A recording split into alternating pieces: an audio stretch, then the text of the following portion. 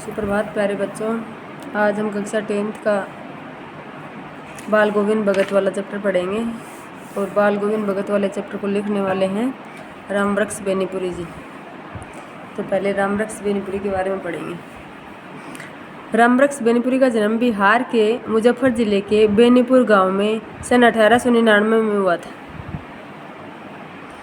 माता पिता का निधन बचपन में ही हो जाने के कारण जीवन के शुरुआती वर्ष अभाव और कठिनाइयों और संघर्ष में बीते। 10वीं तक की शिक्षा प्राप्त करने के बाद वे सन 1920 में राष्ट्रीय स्वाधीनता आंदोलन से सक्रिय रूप से जुड़ गई। मतलब देश की आज़ादी के लिए जो भी आंदोलन हो रहे थे उनमें वो भाग लेने लग गई। कई बार जेल भी गए और उनकी मृत्यु होती है 1968 में।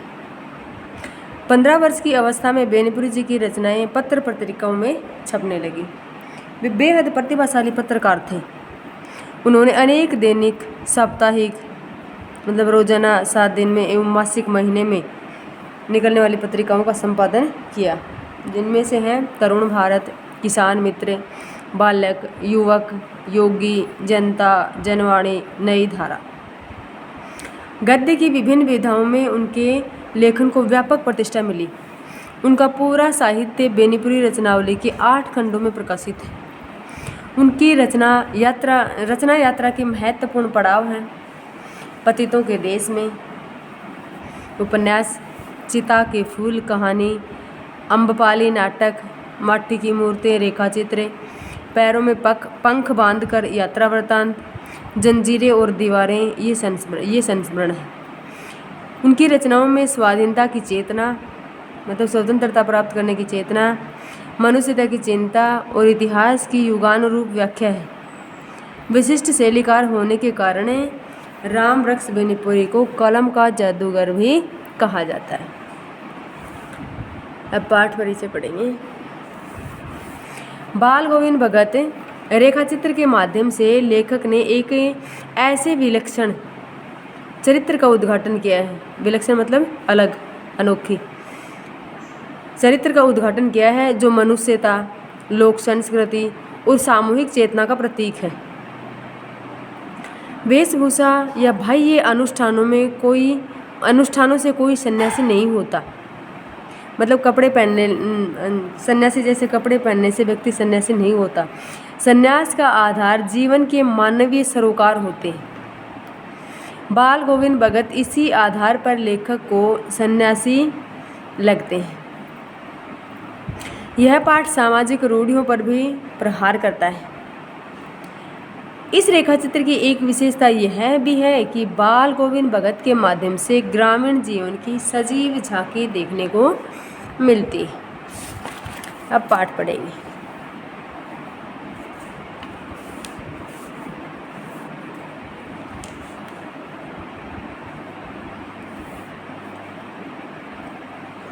बाल गोविंद भगत मझोले कद के, मझोले मतलब बीच के, न ज़्यादा लंबे न ज़्यादा छोटे, मझोले कद के गोरे चिट्टे आदमी थे। 60 से ऊपर के ही होंगे, मतलब उम्र उनकी 60 साल से ज़्यादा ही थी। बाल पक गए थे, लंबी दाढ़ी या जटाजूट तो नहीं रखते थे, मतलब बड़े बड़े बाल नहीं रखते थे, किंतु हमेशा उनका चेहरा सफ़ेद बालों से ही जगमग किए रहता। कपड़े बिल्कुल कम पहनते, कमर में एक लंगोटी मात्र और सिर में कबीर पंथियों की सी एक कनपटी टोपी पहनते थे। जब जाड़ा आता एक काली कंबली ऊपर से ओढ़े रहते।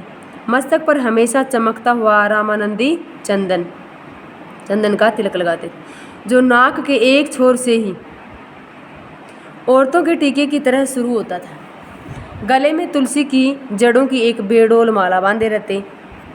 ऊपर की तस्वीर से यह नहीं माना जाए कि बाल गोविंद भगत साधु थे, नहीं, बिल्कुल गृहस्थ थे। उनकी गृहस्थी की तो मुझे याद नहीं, उनके बेटे और पतोहू को तो मैंने देखा था। थोड़ी खेती बाड़ी भी थी, एक अच्छा साफ सुथरा मकान भी था, किंतु खेती बाड़ी करते, परिवार रखते भी। बाल गोविंद भगत साधु थे, साधु की सब परिभाषाओं में खरे उतरने वाले। कबीर को साहब मानते थे। जो बाल गोविंद भगत हैं वो कबीर के भक्त थे, उनको अपना साहब मानते थे। उन्हीं के गीतों को गाते, उन्हीं के आदर्शों पर चलते, कभी झूठ नहीं बोलते, खरा व्यवहार रखते, किसी से भी दो टूक बात कहने में संकोच नहीं करते, मतलब साफ साफ करने में हिचकिचाते नहीं, न किसी से खामखा झगड़ा मोल लेते, किसी की चीज़ नहीं छूते, न बिना पूछे व्यवहार में लाते। इस नियम को कभी कभी इतनी बारीकी तक ले जाते कि लोगों को कौतूहल होता, मतलब आश्चर्य होता। कभी वह दूसरे के खेत में सोच के लिए भी नहीं बैठते। वह गृहस्थ थे, लेकिन उनकी सब चीज़ साहब की थी। जो कुछ खेत में पैदा होता सिर पर लाद कर पहले उसे साहब के दरबार में ले जाते, जो उनके घर से 4 कोस दूर था। एक कबीरपंथी मठ से मतलब है, साहब के दरबार मतलब कबीरपंथियों का मठ था, पहले उस अनाज को वहाँ लेके जाते हो। वह दरबार में भेंट रूप रख दिया, मतलब भेंट के रूप में ले जाते, और वहाँ से जो प्रसाद के रूप में उनको मिलता था उसे वह घर लाते और उसी से गुजर चलाते। इन सब के ऊपर मैं तो मुग्ध था उनके मधुर गान पर, जो सदा सर्वदा ही सुनने को मिलते, मतलब हमेशा ही सुनने को मिलता था। कबीर के वे सीधे साधे पद जो उनके कंठ से निकलकर सजीव हो उठते। आषाढ़ की रिमझिम मतलब बारिश, समूचा गांव खेतों में उतर पड़ा, मतलब गांव के लोग काम करने के लिए खेतों में आ जाते हैं। कहीं हल चल रहे हैं, कहीं रोपनी हो रही है, धान के पानी भरे खेतों में बच्चे उछल रहे हैं, औरतें कलेवा लेकर मेड़ पर बैठी हैं। आसमान बादल से घिरा, धूप का नाम नहीं, ठंडी पुरवाई चल रही, मतलब पिरवा पूंज चल रही। ऐसे ही समय आपके कानों में एक स्वर तरंग झंकार सी कर उठी, मतलब उनका स्वर सुनाई देता। यह क्या है, यह कौन है, यह पूछना नहीं पड़ेगा। बाल गोविंद भगत समूचा शरीर कीचड़ में लिथड़े अपने खेत में रोपनी कर रहे हैं। उनकी अंगुली एक एक धान के पौधे को पंक्तिबद्ध खेत में बिठा रही है।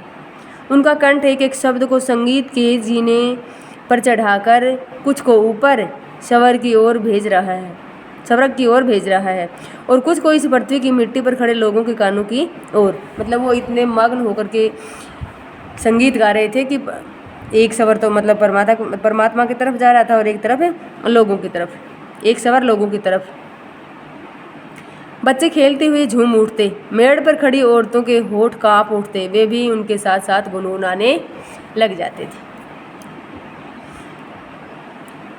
हलवाओं के पैर ताल से उठने लगते, रोपनी करने वालों की अंगुलियां एक अजीब क्रम में चलने लगती। बाल गोविंद भगत का यह संगीत है या जादू, मतलब जब वो संगीत गाते थे तो सभी उनकी संगीत की लय तान में मग्न हो जाते थे।